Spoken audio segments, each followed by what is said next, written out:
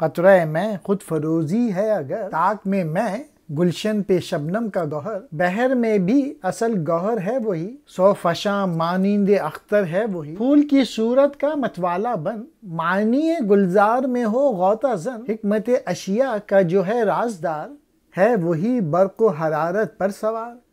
حرف لے اڑتا ہے معنے کی طرف، غیر زخمہ نغمہ ریزی کی طرف، تو رہ مشکل سے ہے نا آشنا، زیست کی منزل سے ہے نا آشنا، ہم سفر تیرے ہوئے منزل نصیب، لیلائے معنے کو لے آئے قریب، تو مثل قیس ابھی آوارہ ہے، خستہ ہے دامندہ ہے بیچارہ ہے، علم اسما سے ہے آدم کا وقار، حکمت اشیاء ہے انسان کا حصار۔ جو قطرہ اپنے آپ کو روشن رکھنے کا راز جانتا ہو، وہ انگور کی رگوں میں شراب اور پھول کی پنکھڑیوں پر شبنم بن جاتا ہے،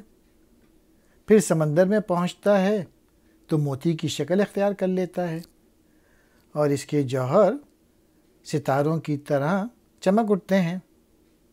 تو صبا کی طرح پھولوں کی ظاہری صورت ہی کے ارد گرد چکر کاٹنے میں نہ لگا رہے، اس باغ کی حقیقت میں بھی غوطہ لگا۔ جن لوگوں نے اشیاء پر کمندیں پھینکیں اور ان کی حقیقتیں معلوم کر لیں، انہوں نے بجلی اور حرارت سے چلنے والی سواریاں تیار کر دیں، وہ حرف کو پرندے کی طرح پرواز میں لے آئے اور ساز سے مضراب کے بغیر نغمہ پیدا کرنے لگے۔ اے مسلمان، تیری سواری کا گدھا زندگی کے مشکل راستے کی وجہ سے لنگڑا ہو گیا ہے، اور تو زندگی کی رزم و پیکار کے ہنگامے سے بالکل ناواقف ہے۔ تیرے ہمسفر منزل کی طرف بڑھ گئے،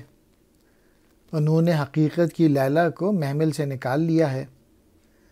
تو صحرا میں قیس کی طرح عاجز بے بس اور آوارہ پھر رہا ہے۔ تو غور کر کہ علم الاسماء ہی کی بنا پہ آدمی کی عظمت، عزت اور حرمت ہے، اور اشیاء کی حقیقی حیثیت کا اندازہ کر لینے ہی میں آدمی کی حفاظت موقوف ہے، جس طرح شہر کی حفاظت فصیل کے ذریعے سے ہوتی ہے۔ خود فروزی، خود کو روشن منور کرنے کا عمل۔ محرم کہتے ہیں واقف کو، آگاہ کو۔ لیلائے معنے، حقیقت کی لیلا۔ علم الاسماء، یہ سورہ بقرہ کی آیت کی طرف اشارہ ہے، اور اللہ تعالیٰ نے آدم کو سب چیزوں کے اسماء کا علم دے دیا۔